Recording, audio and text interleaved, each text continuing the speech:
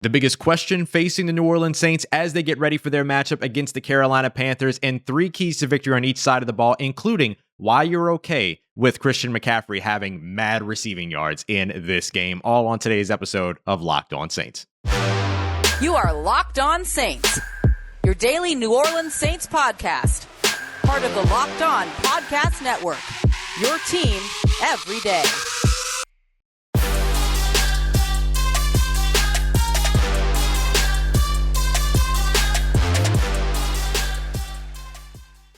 What is good, Who Dat Nation and Who Dat family? Welcome into another episode of Locked On Saints, your daily podcast covering the New Orleans Saints, part of Locked On Podcast Network, your team every day. Ross Jackson here at Ross Jackson Nola on Twitter, Canal Street Chronicles, Locked On NFL, and here with you every single Monday through Friday on Locked On Saints. On today's episode, we're going to dig in, getting ready for this weekend matchup between the New Orleans Saints and the Carolina Panthers. Keys to victory, biggest question, all of that coming up for you on today's episode of Locked On Saints. All right, family, massive storylines for the New Orleans Saints, but what is the biggest question that sits before them here as they get ready for their weekend matchup against the Carolina Panthers? Big division, first off, their first division game this season, but a big division game because there's a lot of unknowns about both of these teams. We talked about it a bit in depth with Julian Council in yesterday's episode on our crossover Thursday, but today I want to talk about that biggest question. And for me, the biggest question for the New Orleans Saints comes down to availability. A full and continuing to be full injury report for the New Orleans Saints on Wednesday and Thursday. You did get some good news with Marshon Lattimore upgraded from DNP to limited after reportedly undergoing surgery at the beginning of this week to repair the injured thumb that ended up getting hurt in Sunday's win against the Green Bay Packers.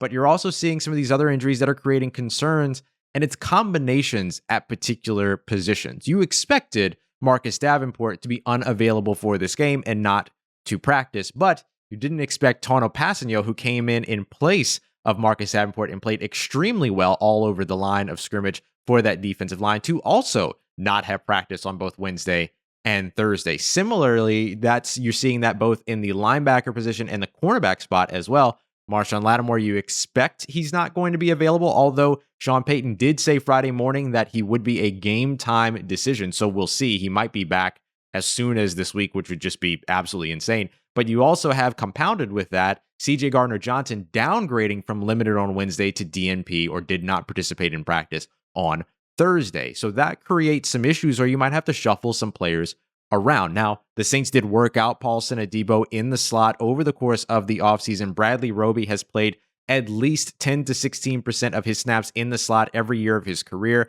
And then he played more than that, around 37% his rookie season with Denver, as well as his first season with Houston just a couple of years ago. And he's very experienced and has been very good in the slot as well.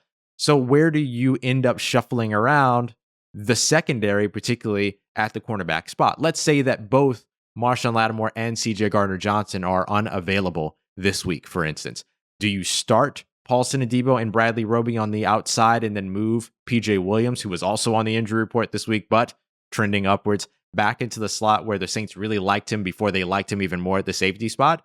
Or do you have Paulson Adebo or Bradley Roby at one outside spot, Desmond Trufant, the veteran that you signed ahead of week 1, at the other outside spot, and then whichever of Paulson Adebo or Bradley Roby aren't starting on the outside, you have the other starting on the inside? There's a lot of different ways for the Saints to go with this. It becomes a little bit easier if one of, or of course, if both Marshon Lattimore and CJ Gardner-Johnson are available on Sunday. But this is a very athletic and challenging wide receiver room for the Carolina Panthers. DJ Moore, continuously good for explosive plays against the New Orleans Saints, historically and typically. Robbie Anderson, somebody that gives the Saints some trouble coming out of the slot. And now you add Terrace Marshall, the rookie out of LSU, on the outside, who's a big-bodied guy, also has a ton of speed, but can be kind of bullied at the line of scrimmage. He falls off on press man coverage. It was one of the big things we talked about that he would have to adjust if the New Orleans Saints drafted him, because we were very interested in the idea of him ending up being in New Orleans. So there's good matchups and good ways to exploit the matchups here. However, you have to have the right personnel on the field, and that's where availability becomes a question. Even if you look at the linebacker spot, Kwon Alexander not having practice on Wednesday and Thursday, how much of that is precautionary because you also have him coming off of this Achilles injury that happened just on Christmas last year? How much of that is precautionary versus how much of it is an actual concern? And if it is an actual concern and there's a potential that he doesn't play on Sunday, then where's your matchup with Christian McCaffrey? Yes, you have Demario Davis, and then you have an impressive over the course of the offseason, but still inexperienced Zach Bond that would have to step into that position, but compounded again with Kwon Alexander's injury is Chase Hansen. So you're going to be missing potentially multiple pieces at each level of the defense. If that's the case, availability becomes a huge question mark for that New Orleans Saints defense. Then you look over on the offensive side, Erik McCoy, you're not expecting to be there. So are you going to have Cesar Ruiz play center again, just like you did in the in-game shift from last week? Or are you going to have the newly signed Austin Ryder go in there? And if you do, is he going to be able to handle all the protection calls? Because remember, now that's the center's responsibility. It used to be Drew Brees' responsibility. But since 2007, that's all been Drew Brees. So with that being the case, and now Drew Brees being gone, it being Jameis Winston, the center having more of those calls, Erik McCoy talking about it, Cesar Ruiz kind of knew how to do it because he was standing next to Erik McCoy over the course of the entire offseason. As he was learning how to do it, he was basically telling Calvin Throckmorton, here's what I do on these plays. So he was just telling him to do what he did. So with that sort of context and that additional context of that additional responsibility, is a newly signed player like an Austin Ryder really ready to come in and take over that spot right away? We don't know. And availability doesn't just stop at the players when it comes to this big question mark. You also have to look at the coaching staff. The coaching staff for the New Orleans Saints was decimated over the course of this week because of positive testing going all around. You had 6 different assistant coaches, a nutritionist, and Michael Thomas all ending up on a restricted list or the reserve list over the course of this week. Now, if the New Orleans Saints coaches test negative one more time going into Saturday morning, then they'll do so in time for them to make the flight and be on the sidelines during the game. But the preparation has been a very different process. And yet again, another unique piece of adversity that this New Orleans Saints team has to be able to navigate without precedent. And they continuously do this. It's one of the reasons why I said yesterday in the crossover episode that I'm picking the New Orleans Saints to win this game, because no coach in the NFL navigates adversity as well as Sean Payton. And Sean Payton, when his back is to a wall, comes out swinging. And I expect him to do that same thing here this Sunday.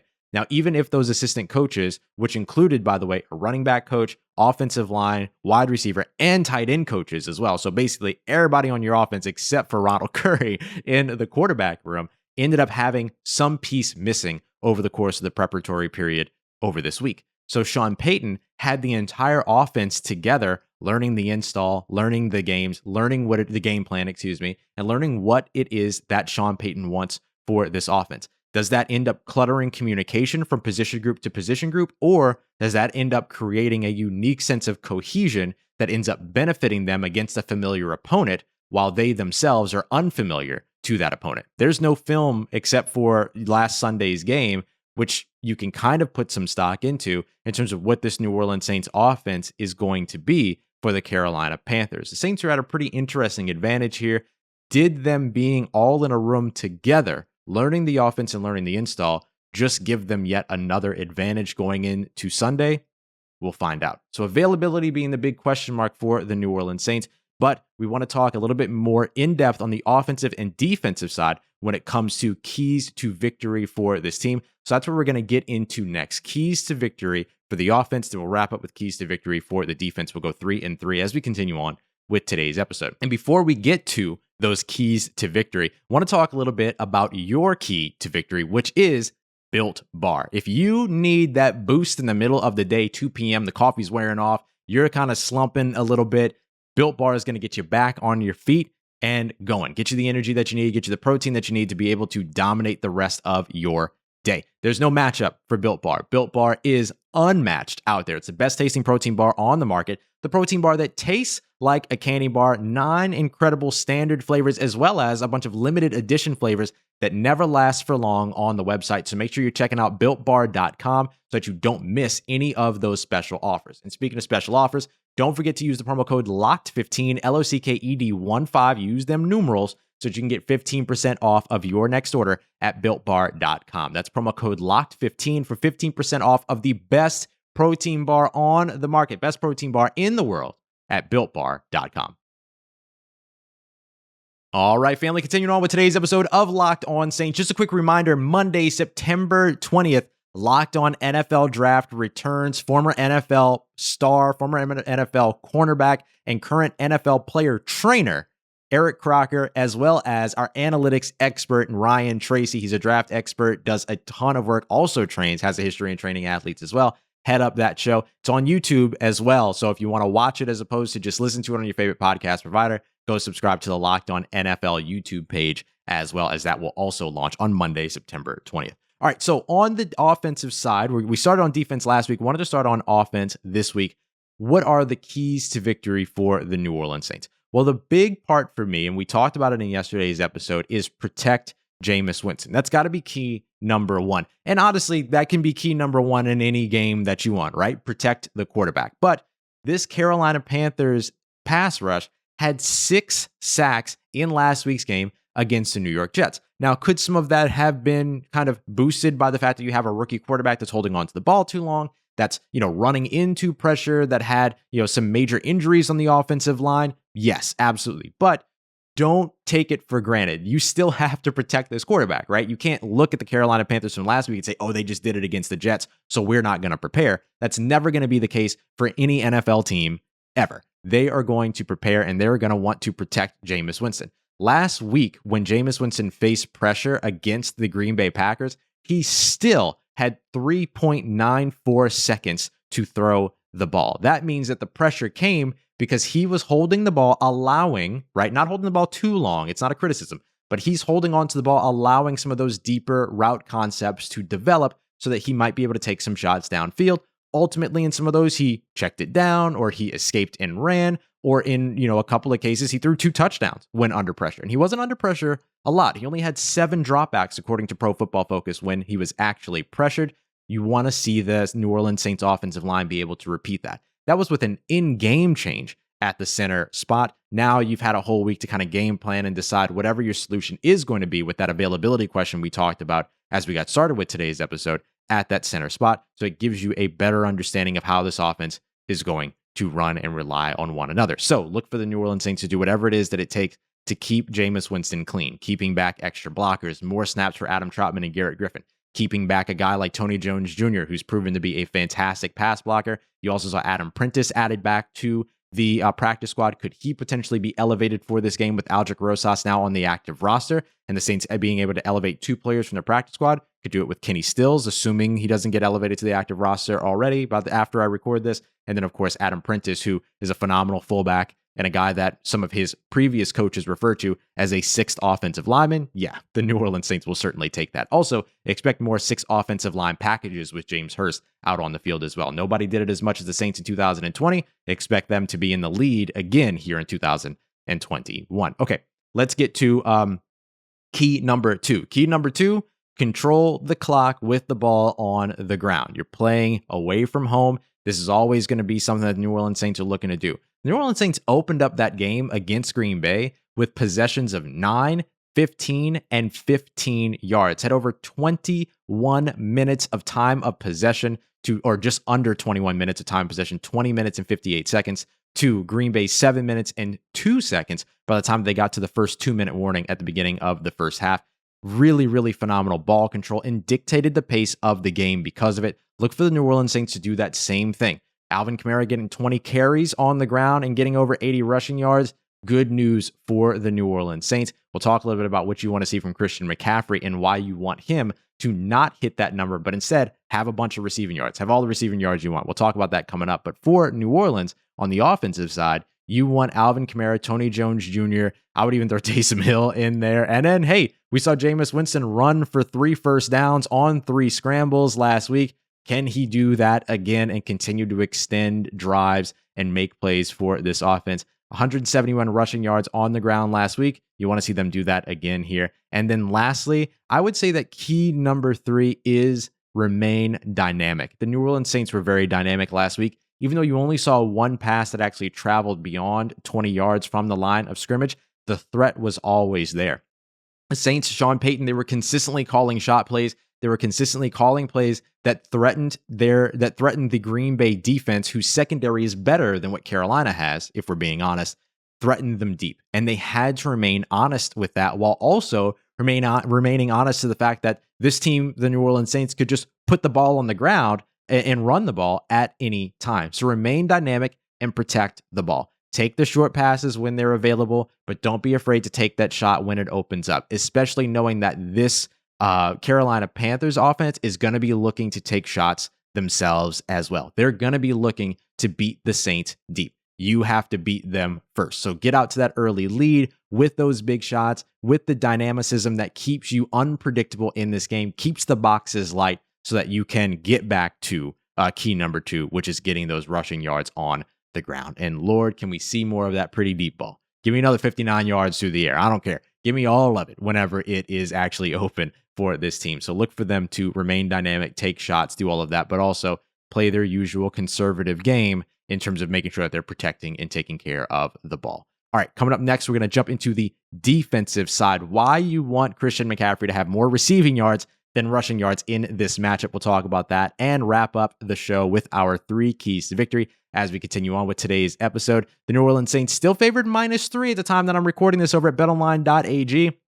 If you're feeling really good about that line, I have this game close just because it's a division game. I think I predicted it at like 21-23 and a late missed field goal over on the Carolina side as they're dealing with their kicking issues and things like that. Or it's a game-winning kick from Aldrick Rosas, whichever one makes you feel better. But it's going to be a heart attack as far as I'm concerned in any case. So if you're ready to get more action in than that, BetOnline.ag is the place for you because you get in on this New Orleans Saints game as well as all of these other games across the NFL. The MLB continues to pick up. You could even go ahead and now get into end-of-year awards for the NBA and the NFL, as well as all your favorite Vegas casino games that they also have there too. And don't forget to get that 100% welcome bonus by using the promo code NFL100 when you sign up for a brand new account at betonline.ag. Ton of fun. Lots going on the website. Go and check them out. BetOnline, your online sportsbook experts. Let's get it. Who Dat Nation, wrapping up today's episode with a quick look over on the defensive side. 3 keys to victory for the New Orleans Saints defense. And let's get to key number 1, Christian McCaffrey. Limit him on the ground. He can have all the receiving yards he wants. He could have all the passing yards he wants. Remember, he threw a touchdown for 50 yards against the Saints a couple years ago. Have it. Go for it. Limit the scoring. Limit the rushing yards, because then if you have Christian McCaffrey, and the Saints have done this successfully in their career or in Christian McCaffrey's career since 2017 when he came into the league, limit those rushing yards, because if you allow him to have one of those 80-yard rushing days, 100-yard rushing days, whatever it might be, then the Carolina Panthers are extending their drives. And you don't want to see that. You want Christian McCaffrey to have like this big receiving yard days where he gets some chunk yardage and things like that. Have all of that. But don't allow Carolina to do what you're trying to do on the offensive side with Alvin Kamara and control the ball, control the clock, and therefore dictate the pace of the game. This is going to be big. And the New Orleans Saints are always going to key in on the run first. That's going to be the first thing that front seven is always wanting to do, is limit the run game with Christian McCaffrey. You absolutely have to do that. He missed the majority of last season. He's trying to come back with a vengeance here in 2021. Don't let it happen against you on the ground, but have all them passing yards that you want. All right, next up with key number 2, it's going to come down to third down defense. New Orleans Saints 1 of 11 in terms of the third down conversions that they allowed against the Green Bay Packers. Didn't allow a single one to Aaron Rodgers. It wasn't until Jordan Love came out on the field that Green Bay actually converted a third down. Carolina struggled on third down last week, 4 of 14 on the field on third down. If this New Orleans Saints third down defense continues to play the way that they have since the end of last season and into the beginning of this season now with that fantastic performance to open up the year, then that's going to be a huge benefit to the Saints. And it also helps them when it comes to trying to control the clock, right? If you're keeping the opposing team's possession short and you're forcing them off the field when it comes to, those third downs and converting and trying to extend plays, if you're able to limit that, and that's going to get the ball back in the offense's hands so that hopefully they're doing those other 3 keys that we talked about here just a moment ago. And you can extend that too, right? I mean, you can talk about third down defense. You can talk about defense as a whole. You can talk about red zone defense, where the Saints had 2 red zone takeaways last week. However it is that you want to look at it in any of those cases, making sure that that situational defense, let's call it that, is on point is going to be key for the New Orleans Saints. And finally, you want to keep Jameis Winston clean on the offensive side. You want to make Sam Darnold see ghost again in a Carolina Panthers uniform this time